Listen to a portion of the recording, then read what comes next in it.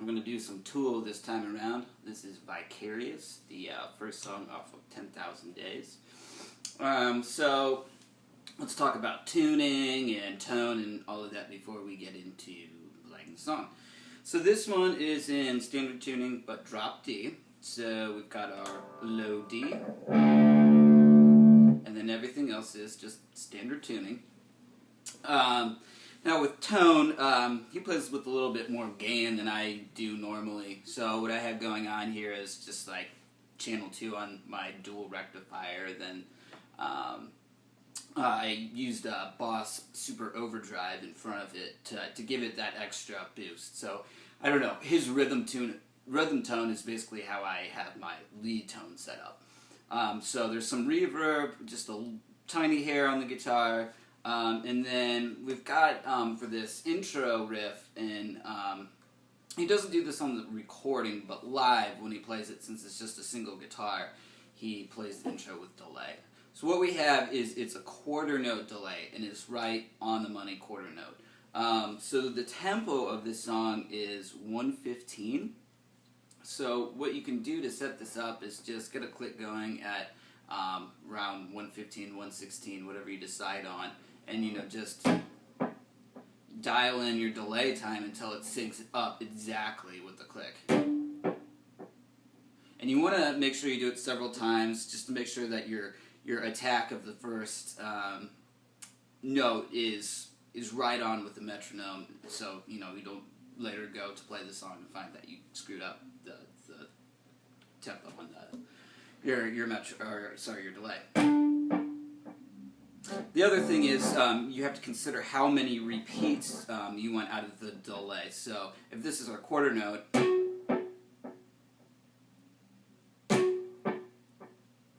I would say you can hear audibly, the first 3 are really audible, and then the 4th one is a little bit not so audible. So that's kind of the length, or how many repeats you want, or how many repeats you want. So it'll sound like this. If I just play an open note like that. Alright, so now let's talk about this intro riff that we're playing. So we're in 5/4, and 5/4 is the predominant time signature and feel for the song. Now this riff, it's a 4 measure thing, but the only thing that's different with each measure of the 4-bar thing is the last 2 notes. So I'll play it for you at tempo, and then I'll just break it down slowly note by note. We get this.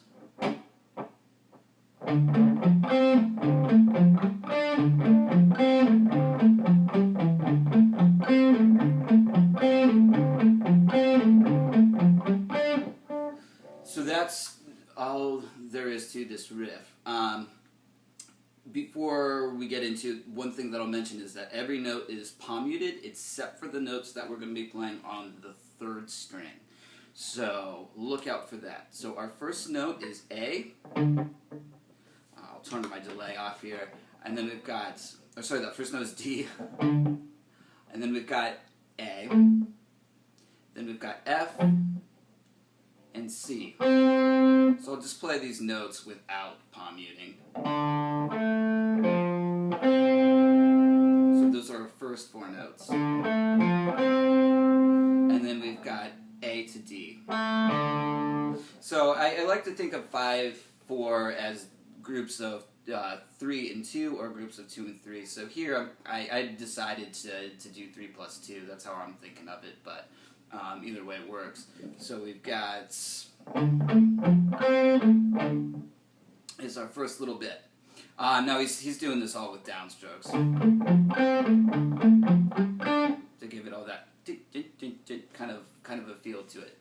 Then let's talk about the last four notes that we have in our bar of 5/4. We have A, F, and now for the first measure, our notes are going to be G, D. So, like so.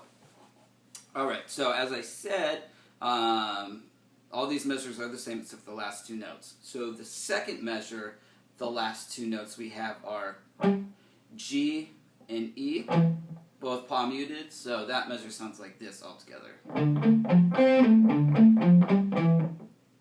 Alright, so now let's talk about the third measure. The last two notes are C and A. So that whole measure will sound like this.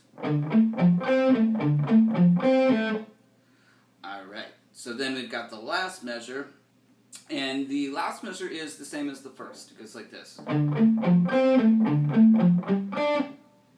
So let's play all four of those measures now. I'll do them at time. 1, 2, 3, 4, 5.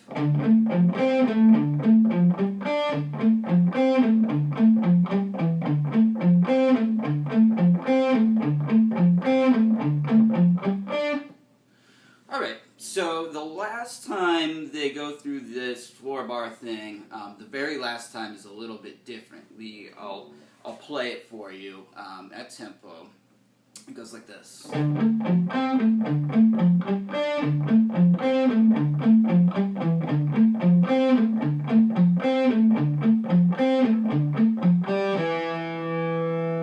So the last two notes on the final time are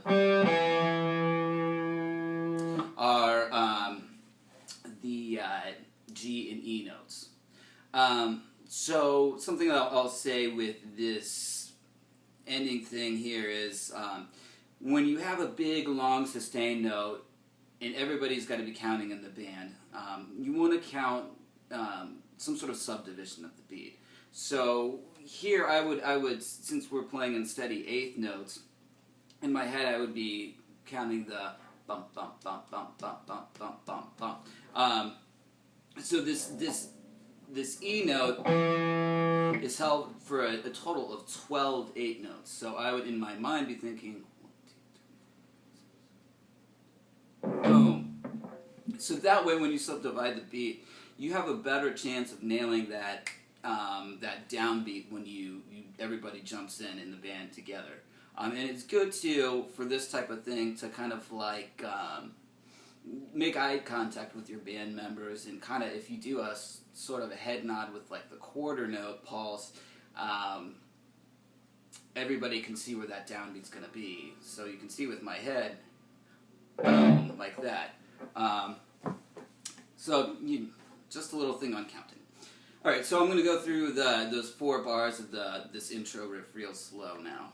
Okay, 4, 5.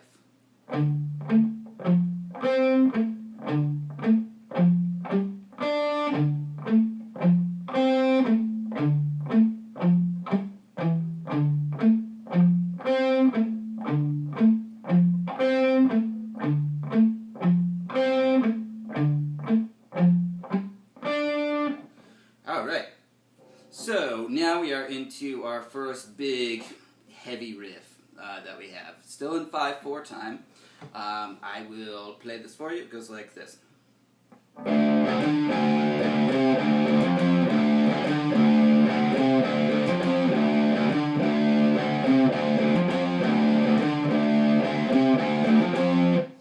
So that is it. So we're playing our pedal open D string. Then we've got this D note here on the 6th string, and our C note here. So we've got the syncopated rhythm. So that's the first little bit to get down. So that's our first 4 beats. And then we're going to do this. So that's a hammer-on from open to the 15th fret. And then we're going to play the 2 lowest strings of our F5 power chord here, so just at the 15th fret. So the riff is...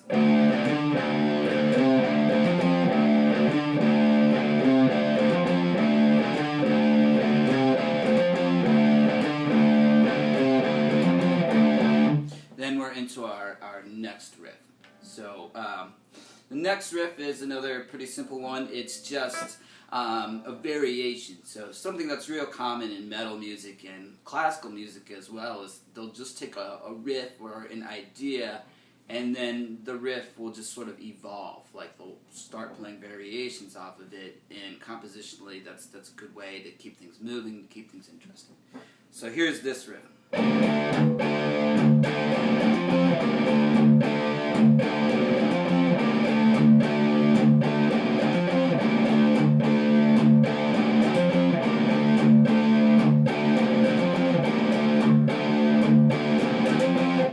So, let me talk about what's going on here. Now, when you're playing in drop D and you're playing high notes against a pedal D, you want to be careful that you're not slamming that open D, otherwise it's going to go sharp and you're going to sound out of tune. So what we have is the open D played against the B flat at the 13th fret to A. And then we're going to do a palm muted open D. And then we're going to do open D in that A note. So, and then we're going to do another palm muted note. And then we have this. So that's the A going up to B flat. And then we're going to do the same thing at the end of the measure that we were doing before. Like that.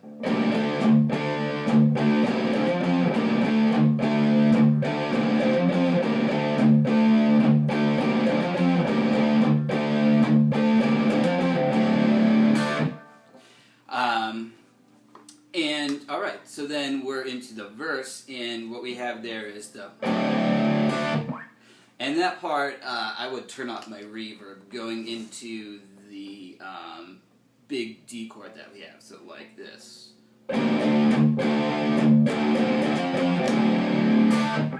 So you don't get like the effect of the reverb coming off of that. So that's what you don't want, you know, you want this. So it's nice and tight. Okay, so we are into the verse now. So the beginning of the verse is just a 1 into and, like that type of rhythm with our big open D5 power chord. Like that. So the only thing that's going on in the verse, while the bass and vocals are doing their thing that we need to do, is this.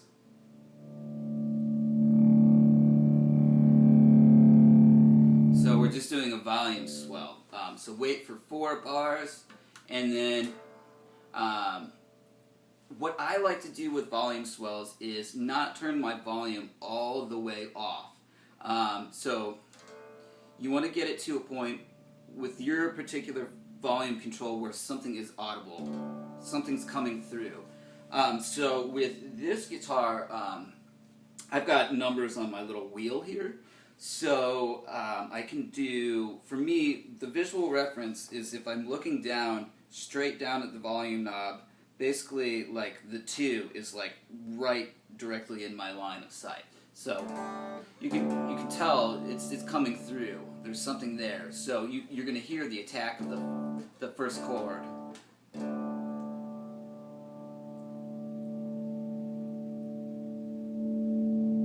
And then it gradually rolls in from there, all the way up. Alright, so the next thing that happens is our repeat of this riff.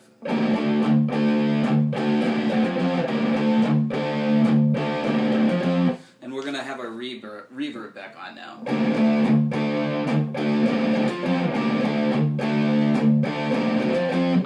Alright, so that's the next thing. So, we'll move on to the next part of the song after that. So we're going to do the riff we already talked about twice.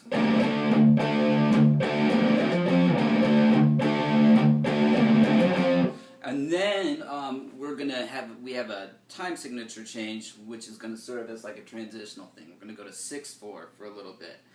So the first measure that we play is this.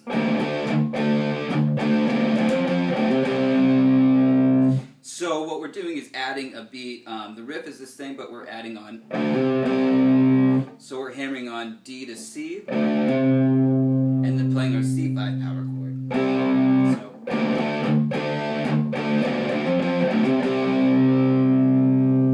and then we have this.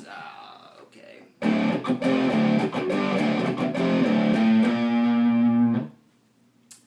All right. So that is. I'll play it again. So we've got the D5, and then we're going to do 2 scratches, and then do F5 to D5. And then we have this. So that's pretty easy. And then we've got another and then to close it off, we're going to play A to B flat. And as a disclaimer, I couldn't hear if he was doing a hammer-on from A to B flat, or a slide, or just picking it since there's a big drum fill there. So we get, for those last 2 transitional measures, we have this.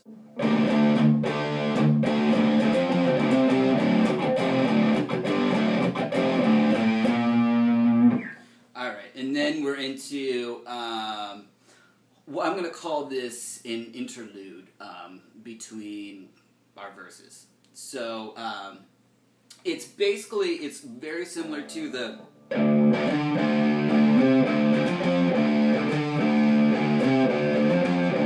It's more or less, it's that riff, but we're going to do some cute little variations on it. So the first measure is the same as how we talked about it before in this song. So we get this. Now the next time we get something it's kind of challenging to play. So here it goes.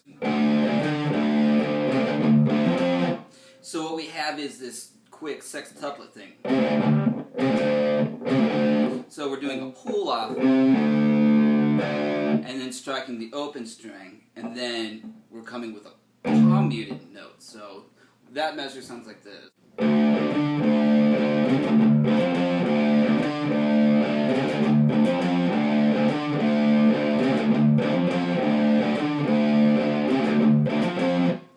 So that's what we have there, the second measure. So first measure to second measure.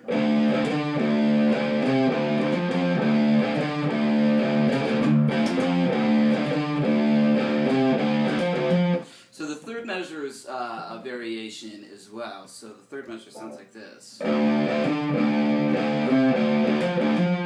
So instead of doing the, we're going to go.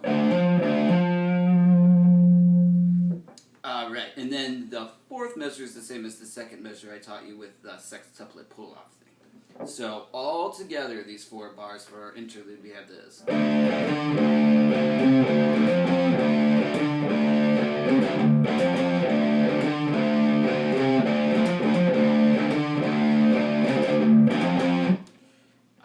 So this is, it's kind of challenging.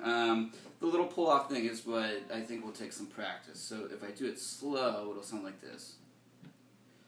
3, 4, 5.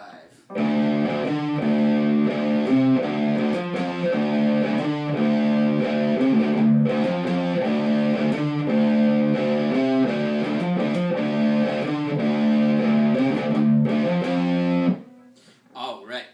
And then we have, again, a type deal there as the vocals kick into the bass. Okay, so what happens next is we're playing something that's similar to the intro, but it's a little bit different. So it's like, you know, instead of just playing the riff how you'd expect it to be played, those 4 bars from the intro, there's a little bit of variety to keep this song interesting, to keep the listener on his or her toes. So we get it's the first bar from the intro, I'll throw the delay back on.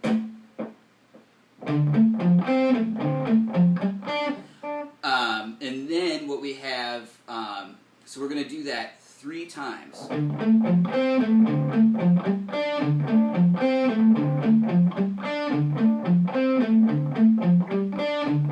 then the 4th time we have this. So it's notes are our C and our A note. And then turn off your delay, and we're into this riff.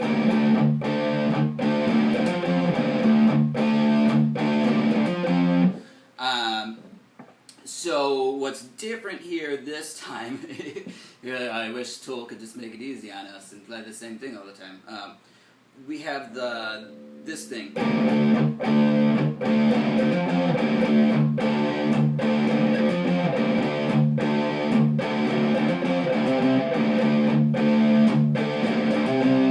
So the last two times we have variation stuff. So the first two times are, we'll just say, the normal way of playing this riff.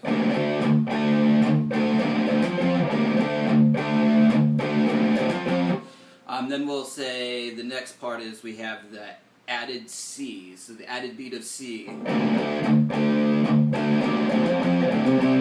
Then we have, so this is going to be a 5/4 bar. Instead of going at the end, we're going to do this.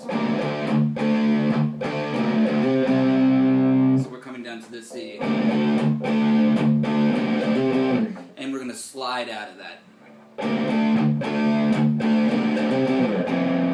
Because we're going to need to get down to second position to play the chorus, which is the Vicariously I live while the whole world dies part. Okay, so let's talk about the chorus.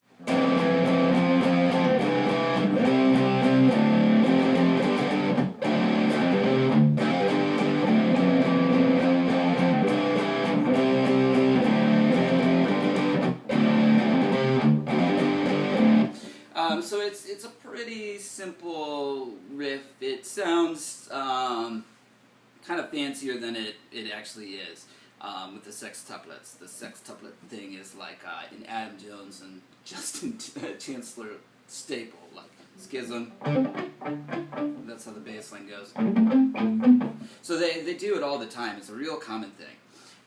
So let's talk about the chorus. We've got, I'm going to switch to clean. We have the 3rd fret and then 2nd fret of the D string. So, and we're in 3/4 time. So 1 and 2 and 3 and. Then what we're going to do is a major 6th interval, or sorry, is that a major 6th? Yes. So that's G and E. Now here's the one that you can finger 2 ways. I like to play it like this. You can play it like this as well. So your G there and E there. So I just think it sounds cooler to keep all those melody notes on the same string. And then we're going to come up to our C5, and we're going to do 3 strums on that. And now this time around, this chord is 3 strings instead of just 2. So here we go.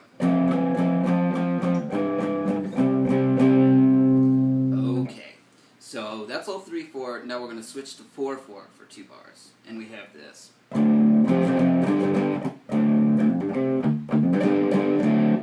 So that is 1. I'll just play it slow first.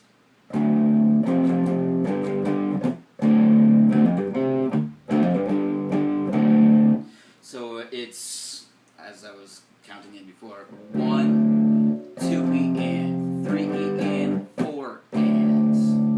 So 1, 2 E and 3 E and 4 ands.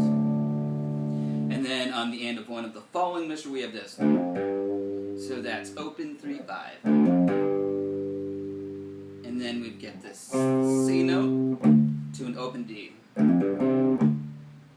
And then we have another sextuplet thing. So then we have 2 G5s going to a D5. So let's put that all together.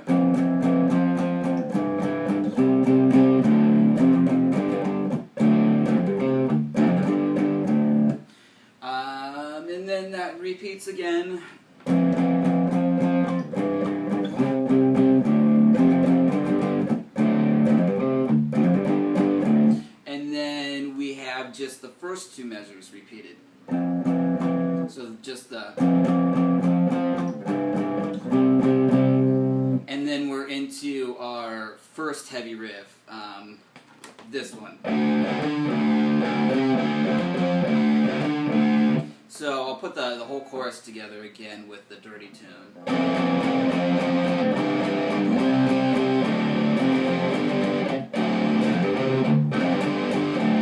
And, yeah, sorry, I'll keep going. So from the beginning of the chorus.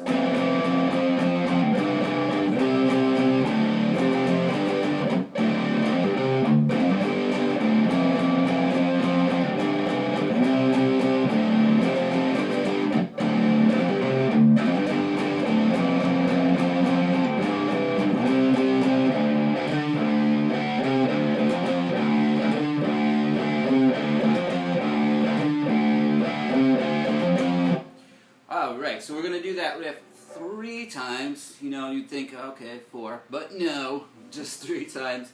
And then we're going to turn off our reverb. And we get this, I'm going to call this the chuggity part. For, you know, the chuggity interlude. We'll call it that. Because we just have a bunch of palm muted stuff. So let's get into that. So the reason why you want to turn off your reverb is it's not going to sound razor tight and sharp if you keep it on. So we want it off. So here's what the post-chorus chuggity interlude sounds like.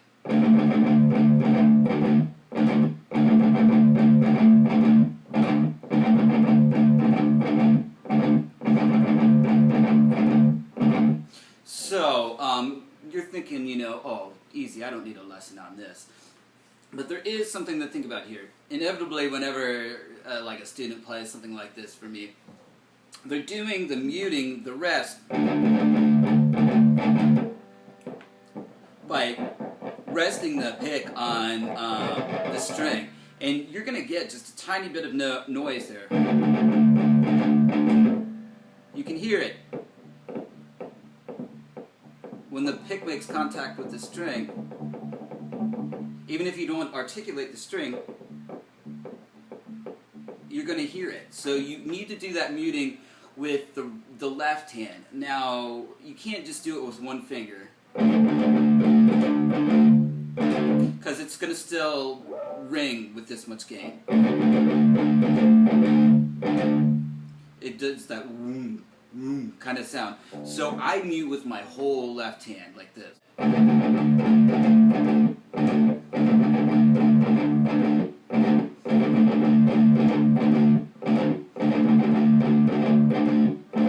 So pay attention to where I'm doing the mute. I'll do this real slow.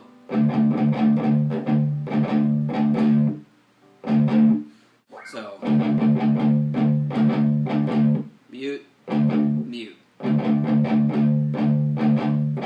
mute, mute.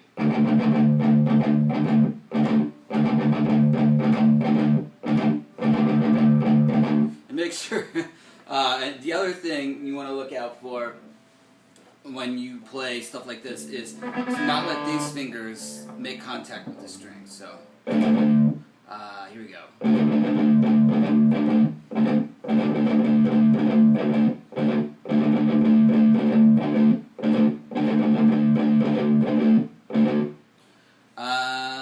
So that's all we have here. Now we're going to do that 3 times, and then the last time we have, it's a slight rhythmic variation. So here, I'll just play through the first 4 measures of this.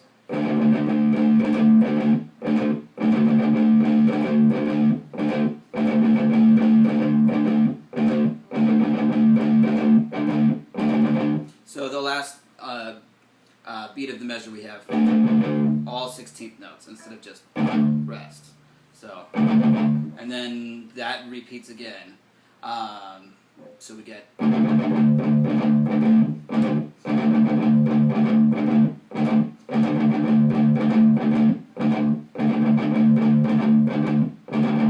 And then we're into a chorus.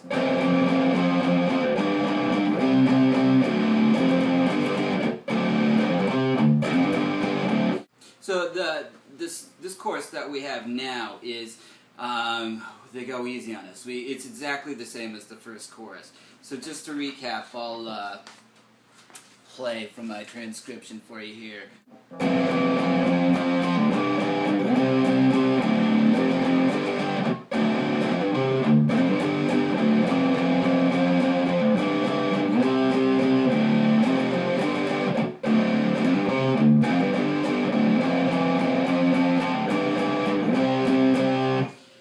Okay, and now we're into our next chuggity part. So let's take a look at that.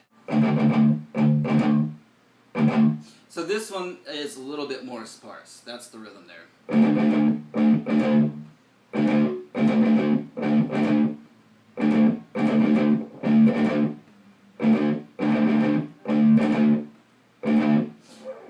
Another thing I didn't mention before with the other chuggity part is you don't want to make sure your overall harmonic node point. So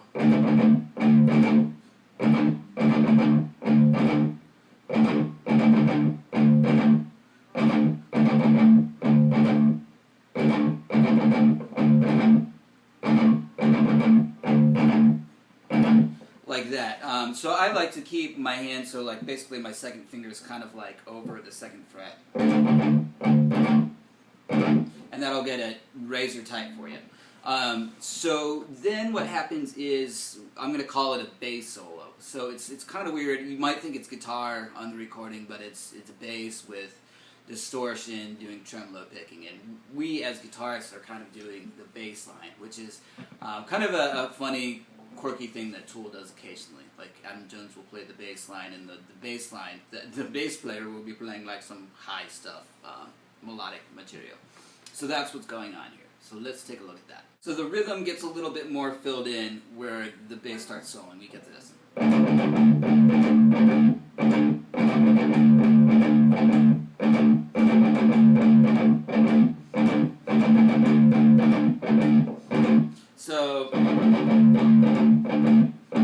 So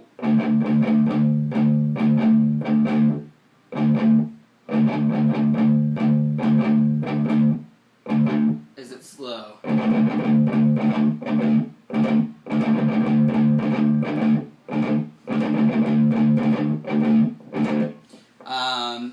And then that gives way to like a melodic section where the rhythm stays the same, but the we're going to have some melodic content that the vocal is going to double on the guitar. So we'll take a look at that.